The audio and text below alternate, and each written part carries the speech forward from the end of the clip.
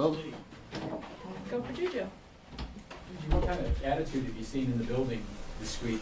Kind of still 9-1, it's a loss, whatever. You guys kind of working the same way you always work? Yeah, I mean, we just go about it, our preparation for the week, just, practice hard, attention to details. And, for us, from that game, it just felt like, that's something that we can learn from on our side of the ball and stuff like that. So, yeah. What sort of lessons do you think you guys did learn on offense this week? I think for us, just being able to come out, in the second half and just, when our defense played very, very well, we need to come out there and, execute. Those are some critical drives that, putting opportunities for us to put, points on the board. JuJu, over the last few weeks, how bad was the hamstring injury, and then how did you feel coming back? It feels great. It's a great staff here taking care of me. They have a nice little program for me, being able to get me back out there and, being able to be out there with my boys and just to play in that atmosphere was, felt good to be back. It seemed like your snaps were limited. Are you feeling 100% even stemming from Oh, yeah, 100%. Yeah. JuJu, with Xavier Worthy from the time he got here till now, where have you kind of seen the biggest growth for him in this offense?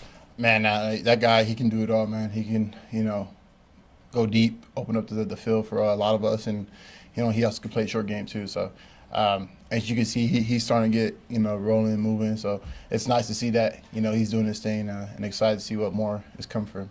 And for you early on when you were a rookie in your first year or two, how long did it take to kind of some of the finer points to get those down from muscle? Yeah, I mean, he's a smart kid. It's funny to say he went to Texas and me and him had the same coach in college. So, coming from like Sarkisian, coming from his offensive scheme, has helped, him a lot, has helped me a lot. And, he pretty much gets it all. I think the biggest difference for him this year compared to his years playing football is that this season is a lot longer, so being able to take care of your body and longevity. And having had the same coach, do you guys can kind of speak a language? Yeah, we always talk about Sark, man. He's a good dude, good coach. We always talk about, Texas and USC ball. This week, another former Patriots receiver in the building. What can you tell us about him and his opportunity to kind of blend in here? Yeah, I mean, obviously, he has a great opportunity to come here for Taekwondo. I think, he's a great dude. Play with him in New England. Young dude, loves to work. Another guy who can stretch the field too. And you'll see him out there, doing his thing. So I'm just excited. He's here to be in the building, excited just to work and just to get it going. A couple of those things, like when you're young, like Xavier this year, when you make that jump from college to pro, obviously it's 2 feet down, not 1 feet, kind of that awareness on the sideline. On those longer throws, it seems like it's a lot easier if you're just throwing outs that are 8 yards. You can practice that a bunch. You don't have a lot of time to practice 40-yard throws and the toe tap stuff, right? How do you get that part down?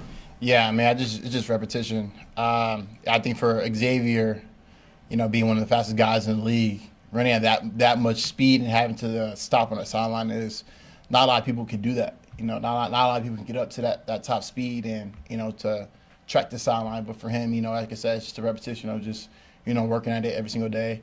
And as a young guy, I've had those moments, and I'm in year 8, where you can't really see where the sideline is at when the ball is in the air. So I think for him, he's getting it down, and I'm not worried about him at all. He's a guy that's gonna fix it, correct it, and get back to it.